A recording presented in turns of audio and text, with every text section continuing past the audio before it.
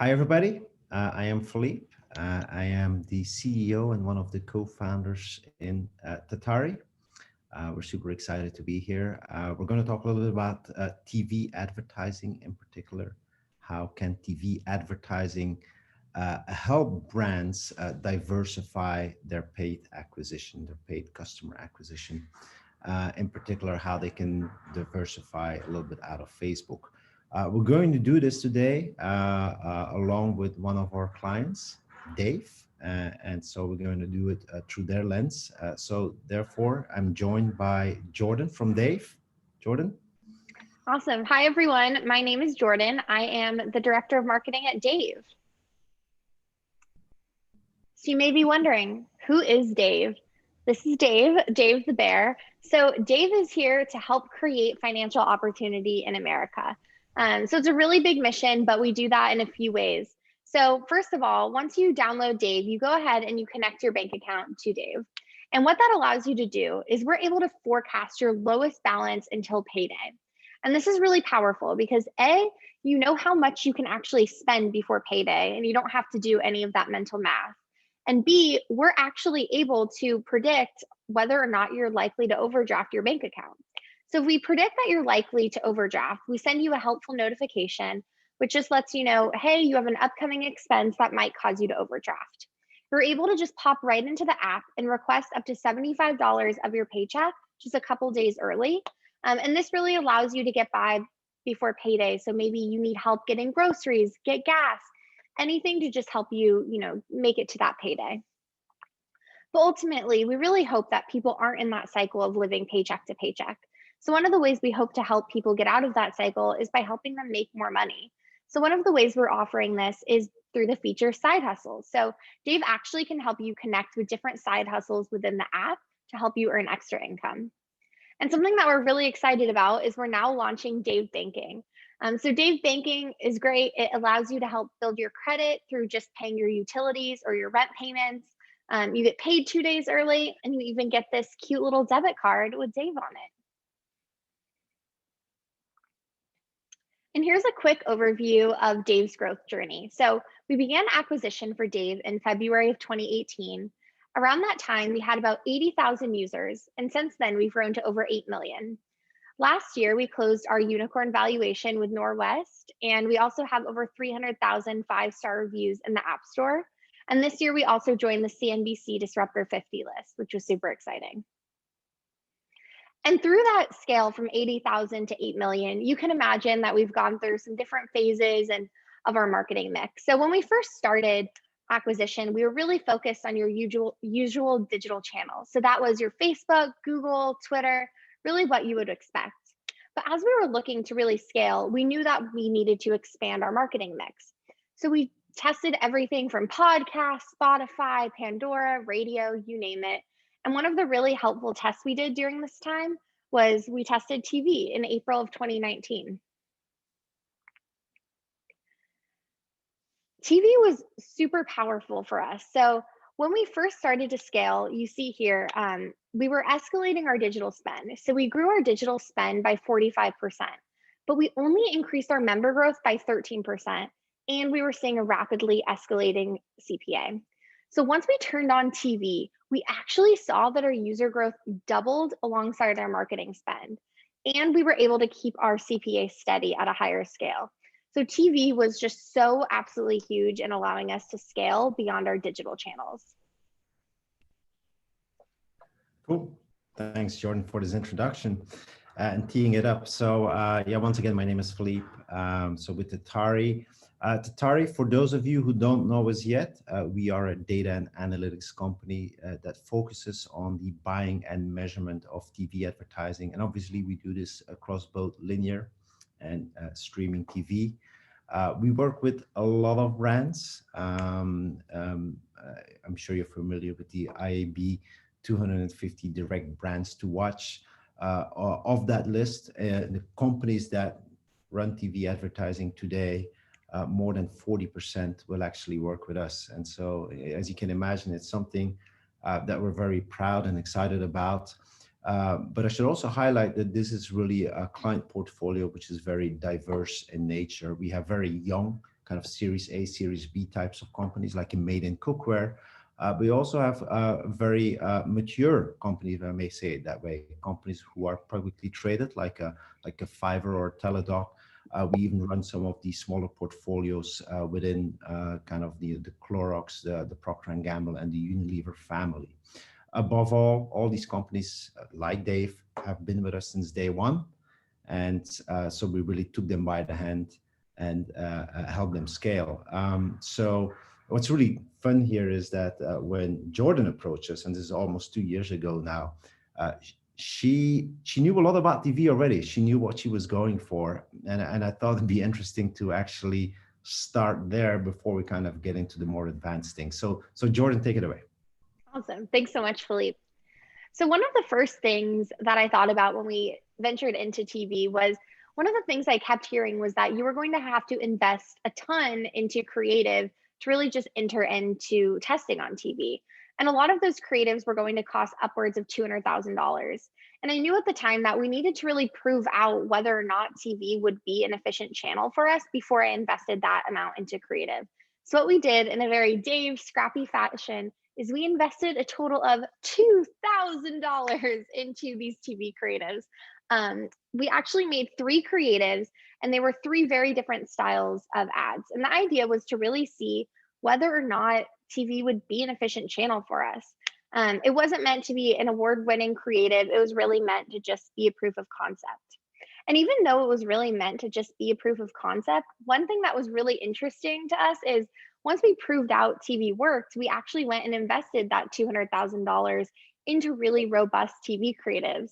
And we found through that testing that our scrappy $2,000 creatives actually ended up performing better than our really well done, like well produced creatives, which was a crazy learning. And we also found out that the entry cost into TV is really low. So we were able to test out, prove the channel with only about $50,000 in media spend in our first 2 weeks. So really all in, it was about $55,000 to test a channel as large as TV. The other thing I knew about the TV industry was that the way traditional TV was measured was really outdated.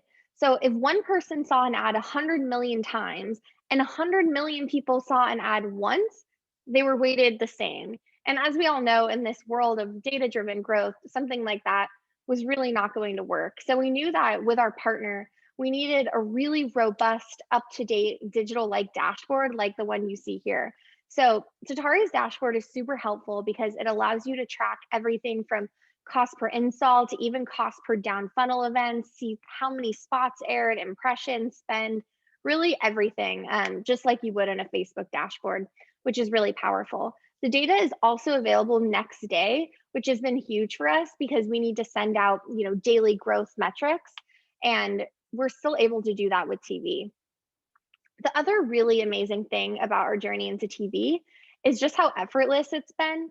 When we were building out our growth mix, we were testing all types of channels, everything from Pinterest, Reddit, and I found that having the team focus on those channels took a lot of bandwidth, everything from optimization strategy to creative strategy. And the scale was relatively small. It couldn't hold as much spend as TV. And the beautiful thing about TV is it actually takes the least amount of time than any of our channels to manage, and it holds such scale. So our partners at Tatari are just really feel like a part of our team. They're always our first email when we need to scale. And it's just been such an effortless journey. And so now that I've talked a little bit about what I knew about TV, I'll go ahead and share some of the things that I learned along the way. So the first one is that TV is huge. I think I had this misconception that people didn't necessarily watch TV anymore. And that is definitely not true. There's a reason why this ad spend on TV continually increases every year. And with TV, we can reach such a large audience. So in Q3, we reached around 70 million people across linear and streaming. And in Q4, we're forecasted to reach over 100 million people, which is half of Facebook's MAUs. And people watch a lot of TV. They watch an average of 30 hours of TV a week, which is pretty wild. And also, people are watching more TV than ever since COVID and we're all stuck at home. So, people are watching 39% more TV than they were pre COVID. They're watching 22% more online TV and even buying more items online TV. Yeah, maybe I can weigh in a little bit here and provide some more detail. So obviously, I think everybody knows or realizes that there's a fundamental shift happening from linear TV, right, cable broadcast, and things like that, to streaming TV. That is undeniable.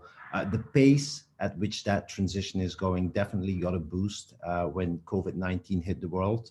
And so you can see kind of that ratio of linear to streaming here. So obviously, early spring when that big, surely it came down since then, but it definitely has normalized at a much higher streaming to linear ratio. So we expect that to stay and obviously to grow from there. I think a lot of people who look at TV advertising get scared about that because they associate streaming TV experiences with kind of small device experiences, right? A mobile, a PC, a tablet. That is not true. The vast majority of streaming a TV is still delivered on that flat screen, the one in your living room, for example. These are numbers from Hulu. For some other publishers, I don't know, let's say Roku, those numbers are probably even much higher, maybe even 95 to 99% flat screen experiences. Streaming TV is also incredibly diversified. And actually, Jordan, maybe you want to talk a little bit about this? Yeah, absolutely. This is definitely something that I learned along the way. I really thought that streaming TV was mostly Netflix, Hulu, Roku, Amazon Prime, but I learned it's so much larger than that.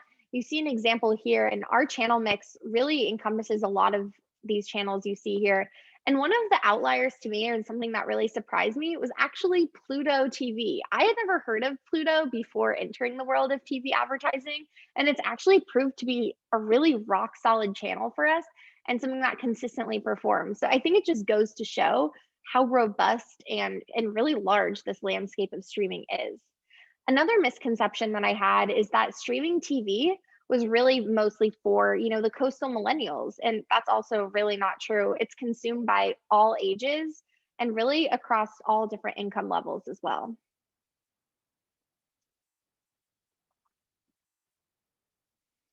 And also, TV is no longer offline. So I'll pass it back to Philippe to talk a little bit more about that. Yeah, sure thing. And so, hands down, there is often this misconception of TV being an offline channel. That's how it's labeled. And that's understandable, of course, if you kind of use Nielsen as your currency, where you kind of try to measure TV based on a very small, manually surveyed panel of 40,000 households. That's not what we do today. Even for linear TV, we'll tap into smart TV sets where we have IP level data on linear impressions, right? And that could be devices such like Vizio, LG, and there's a few other providers of that. Of course, a much larger panel into the millions. For streaming, it's even better. For every single streaming impression delivered, there's what is called user agent details. So we understand, for example, what the IP address was. So there's a 100% consensus survey of what happened. When you have this data, obviously you can truly advance the way in which TV is measured. Models built around baseline plus lift are really moot. And so what we will often do is match the IP address of where the impression was delivered with the IP address of where the response happened. And we can then draw maturation curves, and this is what they will look like, right? So on the x-axis, we will have the time since the ad was first aired or streamed in the household, and on the y-axis is the probability of a response to the commercial. And so at time 0, those very first few minutes after the airing or streaming of the ad, it spikes up very vertically. And this is what we expect. This is the direct response, the immediate response. It's what we kind of, in the olden days, the people picking up the phone and dialing 1-800. Now, as time goes by, let's say 1 week or a full month, we still see response, even not that fast anymore, but we can still see and observe it. And so now we've changed the measurement from just kind of a direct response measurement to both an immediate and a delayed response. But we can even go beyond that. Because with the data that we have, we can also create what we call control groups. Understand where's a group of people that were, in this case, not exposed to the Dave commercial, yet they installed the app, they became a customer. And so if we subtract that control group out of that purple line, which is for all intents and purposes a view-through metric, we get a true incremental measurement of TV, right? The people kind of who live on that blue line, if I may say, those are people who came today because they saw the TV ad. Phrased differently, if they had not seen the TV ad, they would never have installed the app to begin with.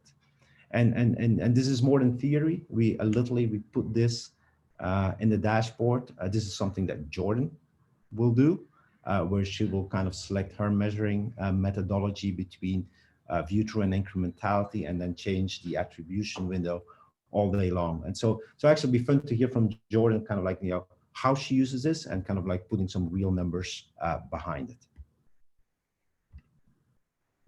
If my screen wants to change. There we go. Awesome. Thank you. Yeah. So one of the things that we've done a really conscious job of when investing in TV is trying to compare our Facebook performance to our TV performance in a really apples to apples way. So one of the really important things to do when doing this is really using the same attribution window. So you see here, when using the same attribution window, Facebook and TV actually perform very similarly. And I think when I first entered into the TV world, I thought that TV would be more expensive than digital. It just might drive more scale. But that really proved to not be the case. It proves that it's really competitive in performance and also provides scale. Awesome. All right. So we'll end it with 3 takeaways. So the first one is that TV advertising is still a massive channel. Like we said, people consume over 30 hours a week of TV. So it's really easy for a campaign to reach 100 million people. The second takeaway is that TV advertising stands for data and analytics and not media, which is super important in this data-driven growth culture we're all operating in. Those data and analytics are just absolutely key. And then the last one is that you need to compare TV directly with your digital efforts. And it's really easy with Atari to use a very similar attribution window as you do with digital, and be able to just allocate your marketing budget between the two in a seamless way. Cool. Thank you, Jordan.